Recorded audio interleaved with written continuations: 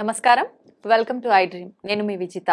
ప్రస్తుతం మనతో పాటు ఉన్నారు ప్రముఖ జ్యోతిష్య వాస్తు పండితులు, భారతీ శంకరాపీఠం వ్యవస్థాపకులు, బ్రహ్మశ్రీ అన్నవరపు తిరుపతి మూర్తి అవధాని గురుగారు మనతో పాటు ఉన్నారు. ఇప్పుడు గురుగారితో మాట్లాడి మనకున్న సందేహాలన్నింటినీ నివృత్తి చేసుకుందాం.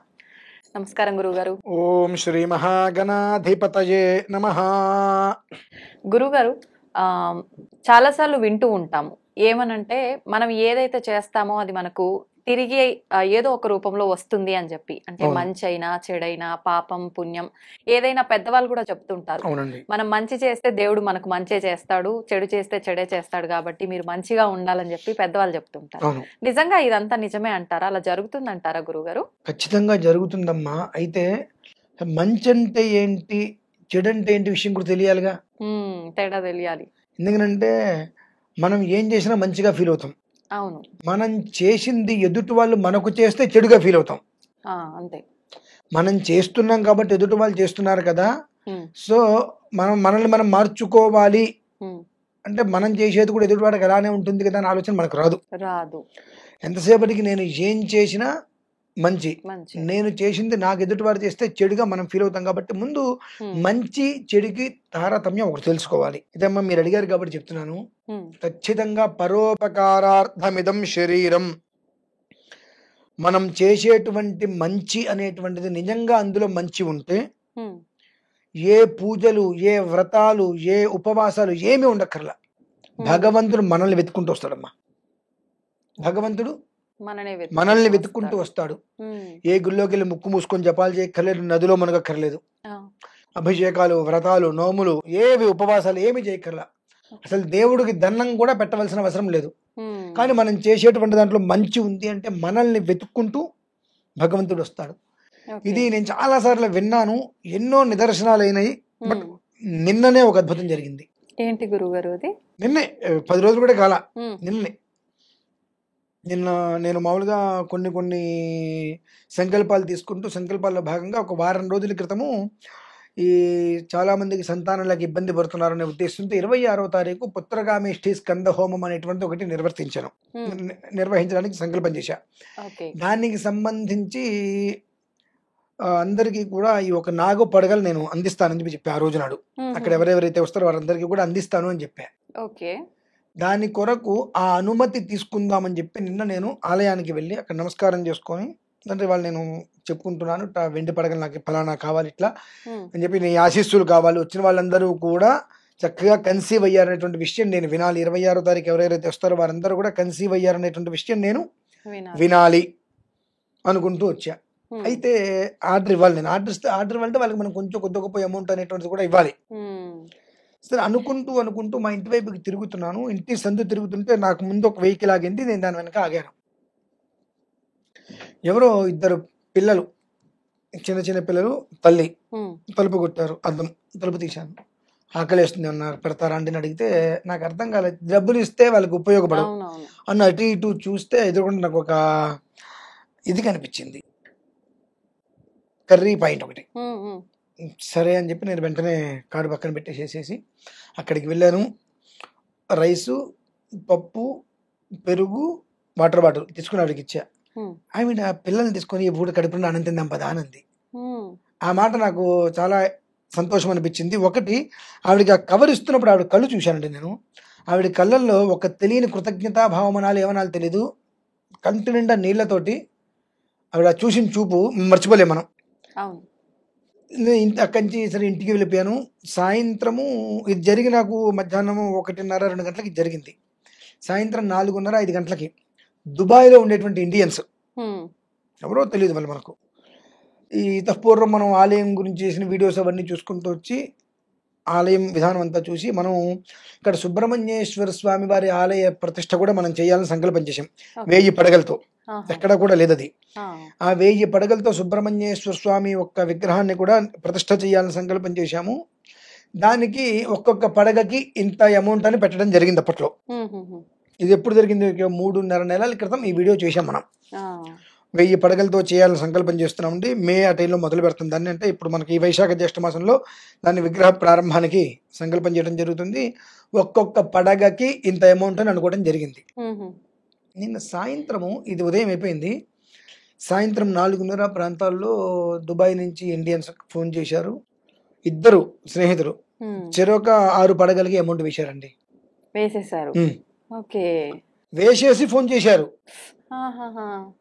దానికి నెంబర్స్ అవన్నీ అందులో యాడ్ చేసాం. అప్పుడు ఆ ఫోటో ఒకటి పెట్టి అకౌంట్ నెంబర్స్ అవన్నీ కూడా యాడ్ చేసాం.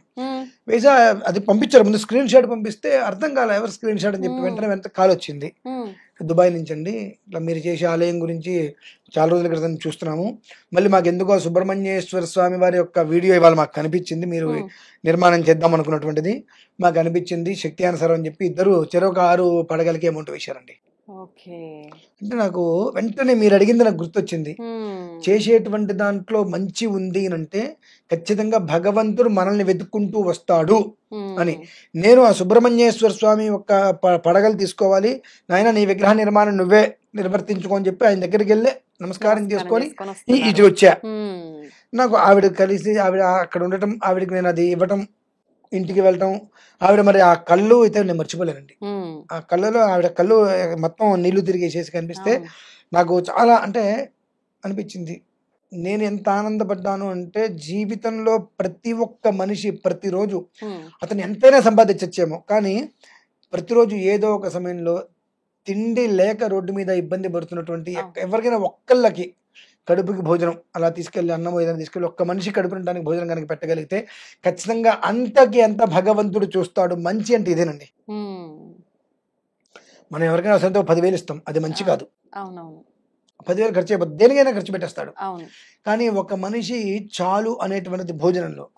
నిన్ననే నేను అది పెట్టడము అంటే నేను ఇచ్చాను గొప్ప కాదు, అది ఆ సమయం ఇలా కలిసి వచ్చింది అనుకోకుండా. ఆవిడ చూసిన చూపు అయితే మనం జన్మలో మర్చిపోలేమండి. అంటే ఒక మనిషి తన ఆకలి సమయంలో ఒక పిల్లని చంకలో ఎత్తుకుంది, ఇంకో పిల్ల ఇంత పిల్ల, ఇద్దరు పిల్లలు.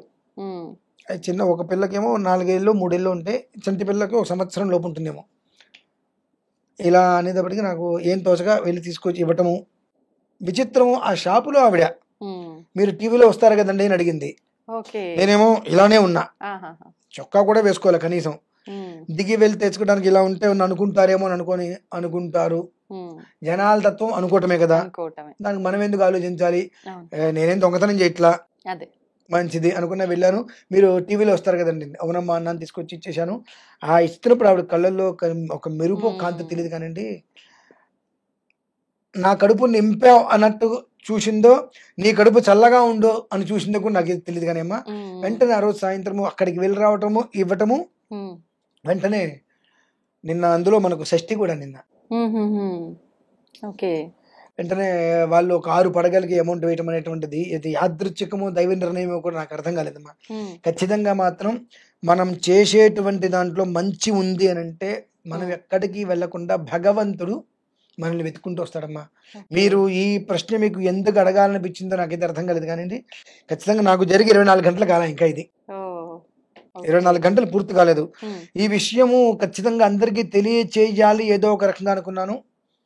నీకు ఎవరు అడగకపోతే సింగిల్ వీడియో అయినా ఒకటి చేద్దాం అనుకున్నా, భారతీయ శంకరపీఠంలోనైనా సింగిల్ వీడియో చేద్దాం అనుకున్నా. మీరే అడిగారు కాబట్టి ప్రతి ఒక్కరికి చెప్తున్నానండి, మీ జీవితంలో ఎదగాలి, బాగుండాలి, సుఖంగా ఉండాలి అనుకున్నప్పుడు ఏ పూజలు పురస్కారాలు చేయకపోయినా కేవలం ఆకలితో ఉండి కడుపు పట్టుకొని, జేబు కాదు కడుపు చూసి ఆ మనిషికి ఒక్క ముద్ద అన్నం పెట్టండి. కడుపు నిండా, అప్పుడు రోజు అదే మనిషికి పెట్టక్కర్ల, రోజుకి ఒక్క మనిషికి కడుపు నిండా అన్నం పెట్టండి. భగవంతుడు అంతకి అంత మీ జీవితాన్ని కాపాడతాడు. భగవంతుడు నాకేదో ఇస్తాడు అని చెప్పి ఒక వెండి గొడ్డలి, స్టీల్ గొడ్డలి, ఇనప గొడ్డలాగా చేయకుండా, తెలుసంట కదా కట్టెలు కొట్టుకునేవాడు ఉంటాడు, అతని గొడ్డలి విరిగి నీటిలో పడుతుంది, అక్కడ కూర్చుని ఏడుస్తూ ఉంటాడు.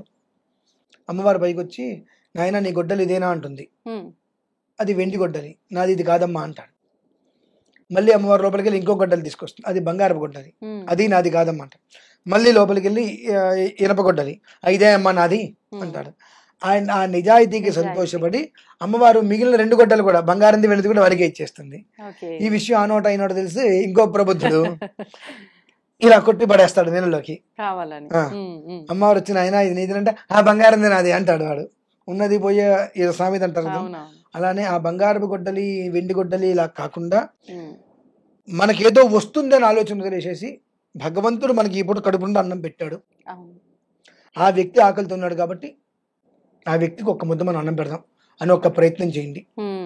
ఖచ్చితంగా ఇవాళ మనం బండి మీద తిరుగుతున్నాం, ఆ బండి కూడా లేని వాళ్ళు ఉన్నారు. అవును. రిక్షా మీద వెళ్ళేటువంటి వ్యక్తి, రిక్షాలో కూర్చుంటారు ఒక వ్యక్తి, రిక్షా లాగుతున్నంటే నీకన్నా కష్టాలు ఉన్నట్టుగా. జర్నీ చేసేలోపు అతని కథ విను, అతని జీవితం వింటే అతనికన్నా నువ్వు గొప్పవాడివిగా. అవును. కానీ ఆ రిక్షా వాడు ఒక 10 రూపాయలు అడితే 7 రూపాయలు ఇస్తా, 6 రూపాయలు ఇస్తాను, వాడితో మనం బేరాలాడతాం. అట్లా ఎన్ని 6 రూపాయలు 7 రూపాయలు ఇస్తే అతను అన్నం తింటాడండి. దిగిన తర్వాత ఏమొద్దు, ఆ డబ్బులు ఇచ్చే 6 10 కుదిరితే ఒక వాటర్ బాటిల్, హోటల్ ఉంది, కడుపున అన్నం పెట్టించి పంపించు. ఒక పూట ఒక మనిషికి అన్నం పెడితే మనకేం పోయేదేం లేదు. కానీ అతన్ని కష్టం విన్న తర్వాత అతని కష్టంతో పోల్చుకుంటే నీ కష్టం ఎంత? నీకు రిక్షాలో ఎక్కగలిగావు, నీకంటూ ఒక ఇల్లు ఉంది, సొంత ఇల్లే కావచ్చు, అద్దెల్లే కావచ్చు, ఏదో ఉంది నీకు. అంటే అతనితో పోల్చుకుంటే 10 రెట్లు బెస్ట్గానే ఉన్నావుగా.